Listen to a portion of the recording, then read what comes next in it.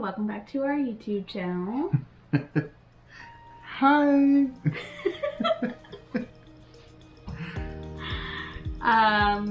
So today we are going to be talking about men.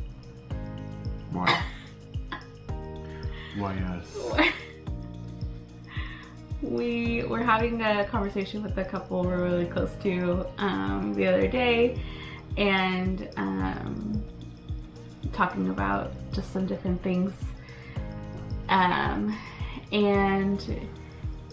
the guy in the relationship expressed, he was like, I just never knew that other people were feeling the same exact way that I did, or struggle with the same things I did. So when we were talking about what our next video is going to be about, I was like, I think that we should talk about men. Well, it is true. A lot of us guys do tend to isolate ourselves in situations that come across, us being sensitive, showing emotion, and just, Talking about your feelings or expressing yourself, and that gets pretty much pushed out of the way, where some young men grow up growing apart, not being expressive, not being emotionally available, when they do get in a relationship. But in most cases, though, as well, that I've seen, some guys do tend to break off how they were raised, and how, I think nowadays it has to do more with the grandparents, how they were brought up, how our dads were brought up. And for me, when my grandfather was alive, he was a tough man, but also showing just a tad bit of love, enough love for there to still be security in my dad.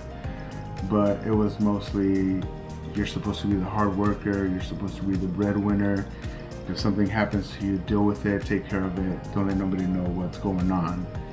And with my dad growing up, he actually broke that chain, because he was like, I'm gonna be emotionally available, I'm gonna be caring, I'm gonna be loving, I'm gonna show that. And growing up with my mom, he, total 180 of what my grandpa was.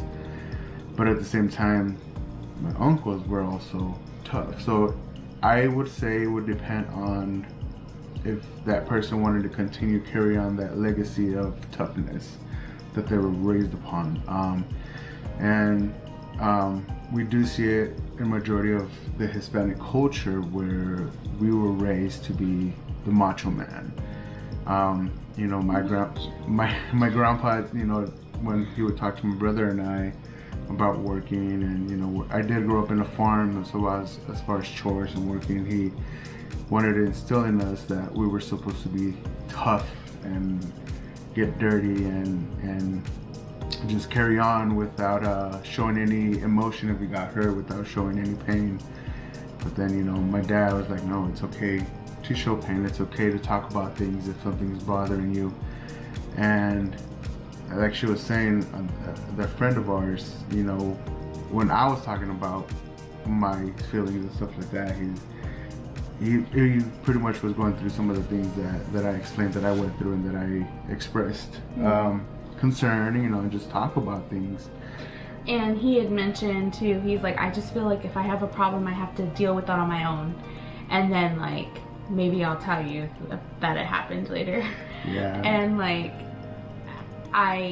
one thing that I said, I was like, if she came to you and you want her to express herself to you, and you want her to you're there for her, and you're gonna listen to all her problems, and you're gonna be there for her, you're gonna wipe her tears, give her a hug, whatever she needs, is that correct? And he's like, yeah, of course. And I was like, well, she wants to do the same thing for you. And I think sometimes people or men they just forget that we still want to be there for them too, that they don't have to go through everything on their own. And I understand sometimes they need a little bit more time to process things. Maybe it takes them a little bit longer to talk about things, especially when Josh there's something that I could tell is bothering him, and I know it's not about me, you know, he'll say like, just give me, like, I just don't want to talk about it, and just give me a little bit of time. And then like later on, you know, he'll go ahead and express what was going on, like, you know, still opening up about it at a later time, which I think is good.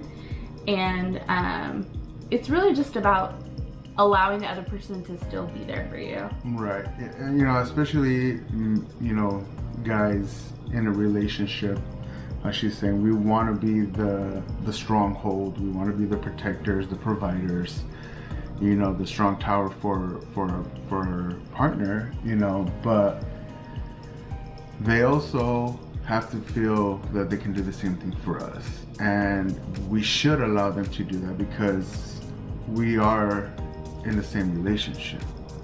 You know, it goes 100 and 100 as far as being there for one another, being there to support each other, no matter what it is. Just want to be a part of it to make sure that you are also being taken care of. Mm-hmm.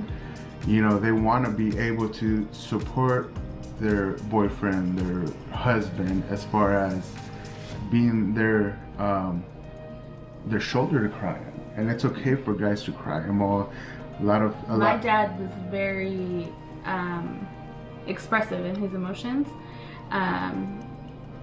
Some of the softer emotions is what I mean by that. He was very so he was touched very easily, and he, like, you would give him a card and he would read it and like he would start crying.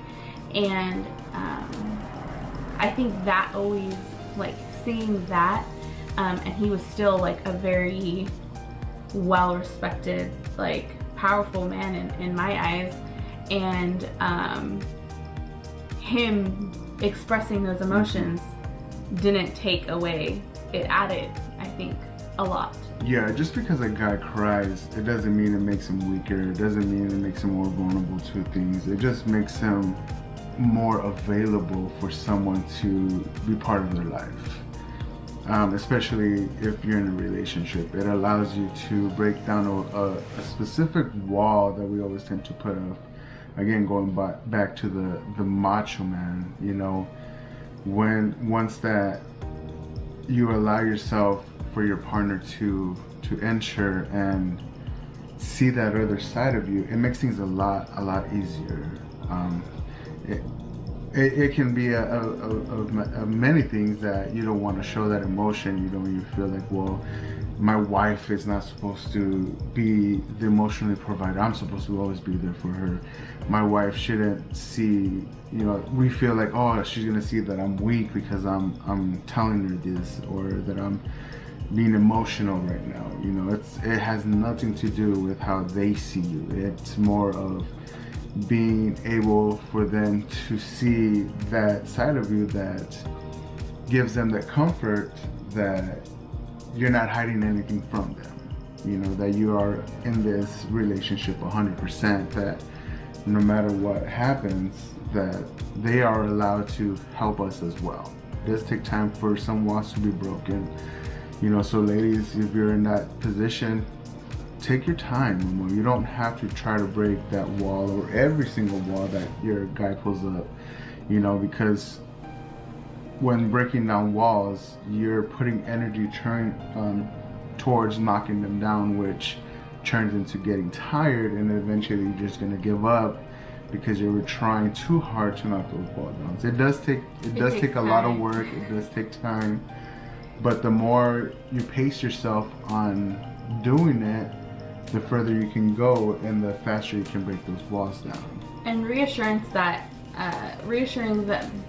that, hey, like, I'm here for you. I can tell that something's going on, you know, maybe you don't want to talk about it, but like, if or when you do want to talk about it, like, I'm here for you. Yeah, you know, exactly. If they say, I don't want to talk about it right now, respect that.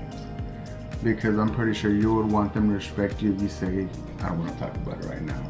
Instead of trying to push, where you're going to get them more upset and turn this situation onto them being mad at you instead of what they're going through. So it's going to add up more, and it's going to pretty much blow up in your face.